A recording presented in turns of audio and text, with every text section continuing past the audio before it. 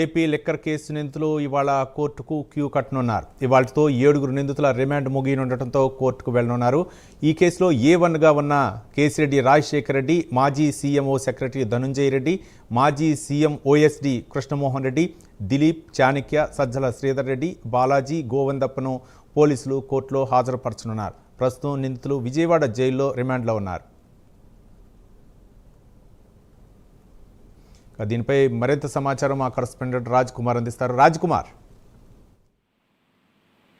ఏదైతే AP liquor scam కి సంబంధించినటువంటి అంశాల్లో ప్రధానంగా సిట్ అధికారులు దాదాపుగా 7 మందిని ఇప్పటికే అదుపులోకి తీసుకున్నారు. అది కోర్టులో ఆధారపరిచినటువంటి నేపథ్యంలో వారందరికీ కూడా కోర్టు రిమాండ్ విధించినట్టు పరిస్థితి ఉంది. ఈ నేపథ్యంలో దాదాపుగా 7కి కూడా ఇవాళ రిమాండ్ ముగియడంతో 7 కూడా లిక్కర్ స్కామ్ నిందితులు ఇవాళ కోర్టుకు క్యూ కట్టబోతున్నారు. ఏదైతే ఇవాళ దీనికి సంబంధించి కొంత డెవలప్మెంట్ ఏదైనా సిట్ అధికారులు ఏదైనా దూకుడు పెంచి దానికి సంబంధించినటువంటి విచారణలో ఏదైనా మార్పులు ఏదైనా చేసి ఏదైనా సాక్ష్యాలు ఏదైనా కోర్టులు ప్రొడ్యూస్ చేసేటువంటి అవకాశం ఉందా, లేదంటే ఇంకెవరినైనా నిందితులుగా చేర్చబోతున్నారు అనేది కూడా ఇప్పుడు సర్వత్రా కూడా ఆసక్తి రేపుతున్నటువంటి అంశంగా ఉందని చెప్పుకోవచ్చు.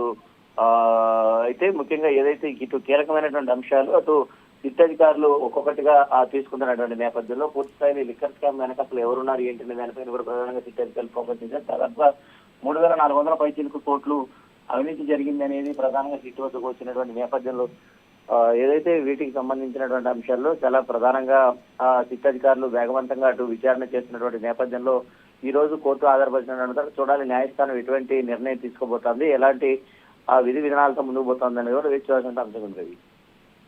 Right, thank you Raj Kumar.